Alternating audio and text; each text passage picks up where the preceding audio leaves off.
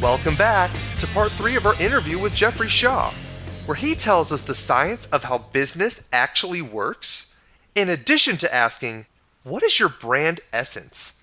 Stick around, part 3 is coming at you. Welcome to this edition of Peak Performers Podcast with your host, Thor Conklin. Thor will be sharing the necessary tools, strategies, and psychology you'll need to become a peak performer in any area of your life or business. Thor Conklin here. We give you the tricks, the tips, the tools, the strategy, the technology, and the psychology peak performers use in order to get more done and execute at the highest level. If you know what to do but struggle with getting it all done, or simply want to raise your game to the next level, this podcast is for you. Sit back and enjoy. How far are you breaking that down? We're just beginning the process. One of my favorite examples of this, and I don't know if do you know Sally Hogshead? Is her name familiar to you at all? Okay. So Sally is a brilliant marketer. That's her background.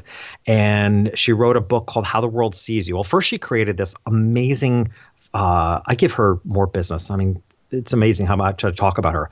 But I love, you got to talk about people you love and admire. She created what's called the Fascination Advantage Assessment. Okay, so it's like a 3-minute test that you take that gives you back this feedback. And I actually have a code I can provide your listeners if you want. That'd be great. But it gives you, okay, so I'm going to just give it to you now? Sure. So, sure. All right. So the code is creativewarriorsunite.com/fascinate.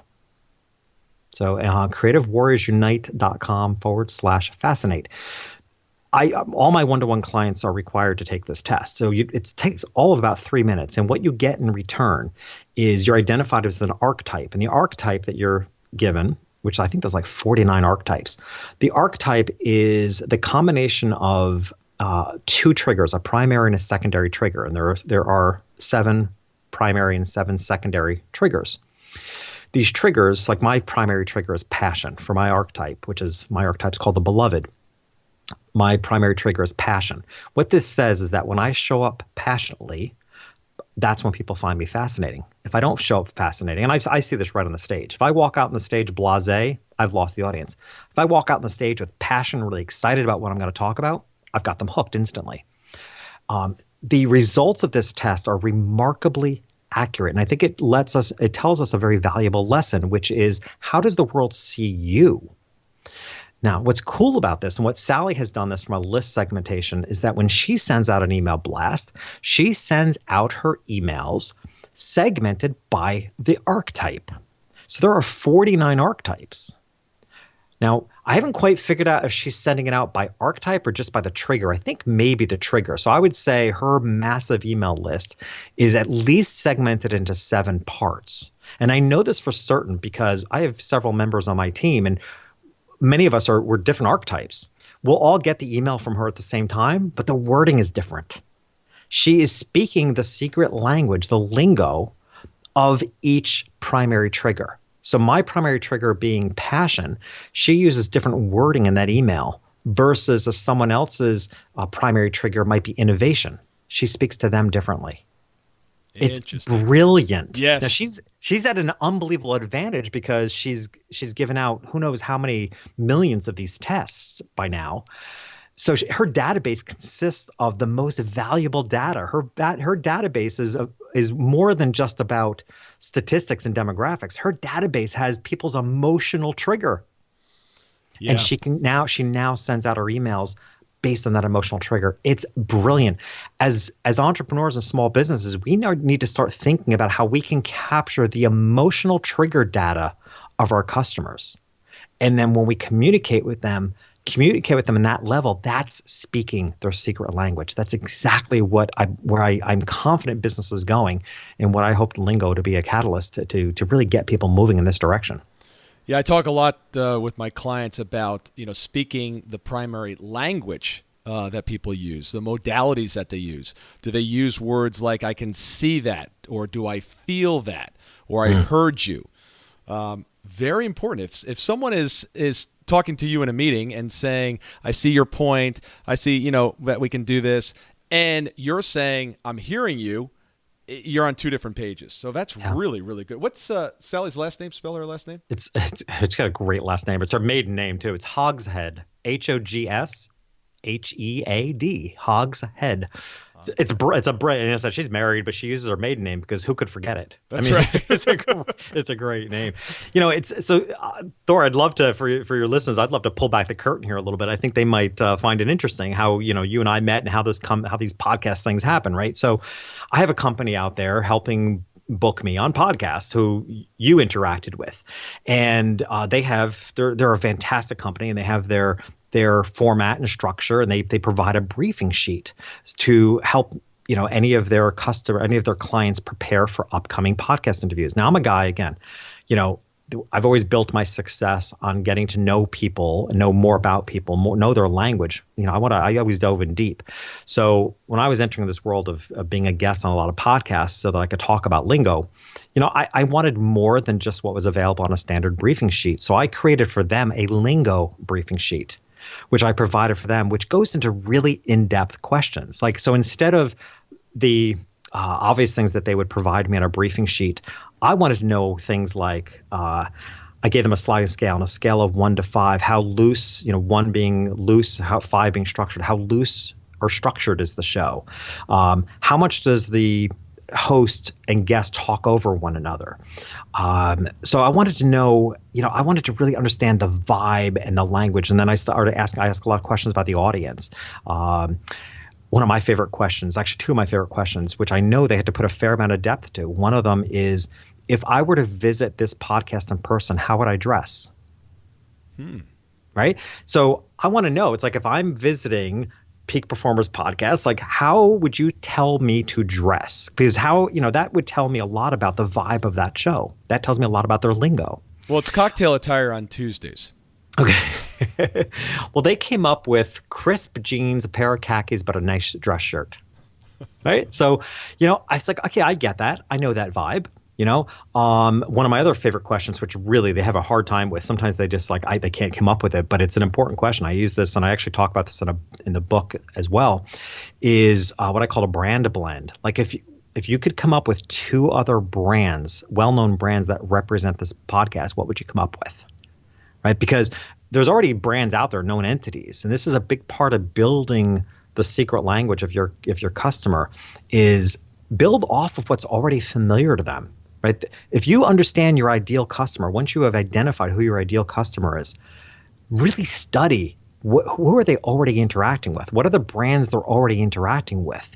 What can you learn about those brands? What does it feel like when you go to those brands' websites? And if you were to, what would be what I call your brand essence? What would be the brand essence is if you were to take 2 well-known brands that feel like they're part of the brand of your ideal customer, if you mashed it together, what's the essence of that? This is how you really get into, the heart of people and to understand, to speak their secret language. And familiarity is a big part of it. I always say familiarity is not the area you want to reinvent the wheel, because familiarity builds comfort. So one of the ways of speaking the secret language of your ideal customer is to know what parts of the world already feel familiar to them, because we're attracted to comfort. So if something naturally feels comfortable to us, you're going to drift right towards that. I find so often too, which most people know, is that when you find your ideal audience, your extension, the other people that you're looking for are right next door. They all flock together. Yeah. It's interesting for me as I go from these conversations of people that, people come to me, creative thinkers, creative entrepreneurs come to me, and they're, they hate the traditional niche model. So they love my message about you don't have to be in business that way. And then I start talking about ideal customer, and they're like, wait a minute, aren't you talking niche? Aren't you forcing me into a niche? And I'm like, just wait. Just wait till you see what happens, because you get there. And again, the new niche is when you get there, you understand the emotions of people. You realize, there's a lot more people that share that experience. Right? There's a lot more people. We have a lot more shared experiences and shared values. And values is a big part of it. We share the values with many more people than we can imagine. Right? So you actually wind up finding there's a much broader audience. And to your point, which is absolutely correct, it's like there's this bullseye audience in the middle, but there's all these concentric circles of other ideal customers right around the perimeter. Yeah, and it's important in any relationship. I remember I was dating a girl, and it was early on, and I was going to Whole Foods to get something. And she goes, I just don't understand why people would spend so much money on their food. I was like, I have no idea why you wouldn't. It was like, that relationship was over, right? I was going to say, we're not going to have a second date. Exactly. But, she was a perfect match for somebody else, just not me. Yeah, it's interesting. It's one of the, in conjunction with the Lingo book, there's a Lingo course. And the Lingo course consists of a lot of, one-to-one coaching. And that's actually, it's so funny you give that example, because one of the questions I ask is, if you look at your ideal customer, what grocery store do they go to? Do they go to Stop and Shop? Do they go to Trader Joe's? Do they go to Whole Foods? Or do they go to a local market? Right? You want to know everything about your ideal customer, and you want to understand why. So for my affluent photography client, which has changed over the years, and I said one of the things that's made marketing both tricky and interesting today is that the lines are a little more blurred. I mean, it used to be rich people only went to rich people stores. It's not so much that way anymore. They will go to Whole Foods and they will go to Costco. Right? Yeah. But why? What's the difference? Well, the difference is they will go to Whole Foods. They will, which is exactly what, their ideal customer for Whole Foods, what they're trying to draw forward is the people who care about what they consume. So these moms go to Whole Foods and they will pay whatever it takes to nurture their children. They're going to buy their meats, their produce. They're going to build the things that go inside of their children's bodies. And they're going to buy it at the highest level. And they're fortunate enough to have the money to do so. They're going to go to Costco to buy the paper goods. Yep. Right? In volume. Right. So you have to, what are people's values? And the beautiful thing is, again, I worked with this uber wealthy clientele for all these decades, and having grown up lower middle class, I heard all negative stereotypes about rich people. And, thankfully, and I talk about this in the book a lot, about how the only way you can build a business is to be non-judgmental. Right.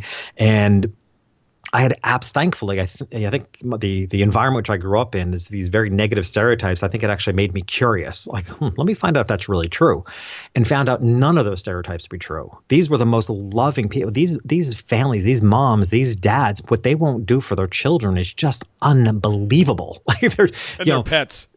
And their pets. But that's the freedom money gives them. It's like, I want the best for my children. And again, speaking the secret language of the clientele, what I came to understand is that equality amongst their children was a super high value. If you've got the financial means, you can't send two of your kids to Harvard, or one to Harvard, one to Yale, and one to community school, right? You can't, right? So all the kids have to be treated equal. Now, as a photographer, when I understood that was a high value and a secret language for my ideal customer, I then stepped up my role and said, well, as their family photographer, I need to make sure all the children are photographed at the same ages all the time. I need to make sure that all the kids have the same number of photographs on display in the home. Now, when you're speaking the secret language and you're going in depth with your clients, whenever I called my clients, which was often to say, hey, you know what, we need to photograph Johnny because we photographed Susie at the same age, that mom is thanking me profusely. Thank you for being so on top of this. It never felt like sales. I'm going to walk away with $10,000, $12,000, $15,000 in my pocket, and it never even felt like a sale to her because I knew the value and spoke their language to call and say, I know what's important to you. I know it's important that all your kids are treated equally, right? That's the depth of relationship that we can create when you take the time to really understand what's on the inside of people, what I refer to as their secret language. I love it. I want to switch a little bit on when you were originally setting up your coaching practice. What's something you look back on and go, I didn't do that so well? Do I have to just pick one? Just one. So, one that may be helpful to someone else starting out, that they might be able to avoid this as a result of learning from you. Perfect. Well, I'm gonna toss out two just because the one is That's so fine. obvious. Yeah, one I'm just gonna because it's everything we're talking about. All right. The first was, despite the fact that all these decades of experience as a photographer, the first thing I kind of missed the boat on my coaching practice was not really speaking the language of the audience, which is ironic because I was my audience. All right. The big turnaround though was once I got that, what I found what I would do differently, and I try to encourage other entrepreneurs to think the same way, is it takes strategy too. On my podcast, on Creative Warriors, the tagline, if you will, is business with a soul. I'm a strong believer in, left and right side of the brain, art and science. I love paradox. Like, I love the way things come together in the middle. And I think in business, it's really important to have all those heart-centered matters that we're talking about and apply it strategically. That's why I've tried to systematize this process of creating a secret language. It's what caused me to eventually develop the course, because I found I really created a system. It wasn't just this coachy, woo-woo, love your customers, get to know their hearts. Yes, do that. And now here's how you apply it as a strategy in a linear fashion so that you get results. That was the thing that I wish it took me about 3 years and the hiring of a coach before I got that, before I understood that it wasn't enough just to be good, even the best at what I did. I needed strategy. And it's a very important component today, because so much of business is run on technology and algorithms, right? We also have to know how the science behind business works. I love it. Well, tell us how we can get a hold of you. Well, let's see. My main website is jeffreyshaw.com. My team and I have put together an awesome gift for your listeners that I think will be a super helpful tool, and that is called the Lingo Media Kit. They can get that at jeffreyshaw.com/peak. We've made a page just for you guys. So jeffreyshaw.com/peak. The Lingo Media Kit consists of a secret language infographic. So there are 5 steps to the development of the secret language, and I created a visual infographic that will serve as a great reminder as you understand the process. In the Media Kit is also a free chapter of the book. And what I'm even more excited about is the audio version of the free chapter, because we've really kicked it up. It is not me reading the book. It is me reading the book, giving extra stories, giving extra content, and the whole thing to set to sound effects. It's really fun. I figured I'm a podcaster. I can't do it like everybody else. So we put this all together as the Lingo Media Kit, and it's available for your listeners at jeffreyshaw.com/peak. Terrific. And your book is coming out. It is. So we are currently in kind of pre-launch. Official launch is January 30th. Good Lord, not June. January 30th. So gosh, keep an eye out for it. And like I said, it's on Amazon now. You can certainly get in queue, and it'll be sent to you when it comes out. But yeah, I'm really excited about it. I said, being a first book, it's a big deal. I don't know whether, I'm sure there will be a second one, but as I said to my editor recently, why do people write second books? Like, this is a lot of work. I said to her, hopefully this is like childbirth. From what I hear, you forget about the pain after the baby arrives. So we shall see. Well, I'm sure there's more books in you. Yeah, unfortunately there is. Jeffrey, thank you very much for joining us today, and I'm looking forward to getting a copy of the book. All right, Thor, thank you so much, and I'll see to it that you do. Thank you very much. Thank you. Thank you so much for listening today. I really do appreciate your time, and I hope you found today's show valuable. If you would like to receive these shows automatically to your phone or to your computer, simply go to iTunes and subscribe. After listening to several of the shows, if you're so inclined, please leave us a 5-star rating, as this helps us reach additional people and spread the message. If you're truly committed to taking your life to the next level and doing whatever it takes to become a peak performer, but something's holding you back, something is blocking your way, and you just can't seem to figure out what it is, send me an email to info@thorconklin.com, and I'd be more than happy to get on the phone with you. We'll schedule a 15-minute discovery call. No obligation, no cost. I absolutely love to hear from the listeners, and if there's something I can do to help, I'd be more than happy to do that. Also, if you found something of great interest in today's show and you want to share that with your friends and family, simply go to my Facebook page, Thor Conklin, click on the episode, hit the share button, and share it on your page. You can follow me at Twitter at Thor Conklin. The website is thorconklin.com. We're constantly adding new free resources, discussing additional tricks, tips, tools, and strategies on how to be a peak performer. Remember, I try to keep these episodes short so you can listen to them during dot time, doing other things, commuting, driving, walking, working out. Decide to be a peak performer in all that you do, And until tomorrow, have an absolutely amazing day.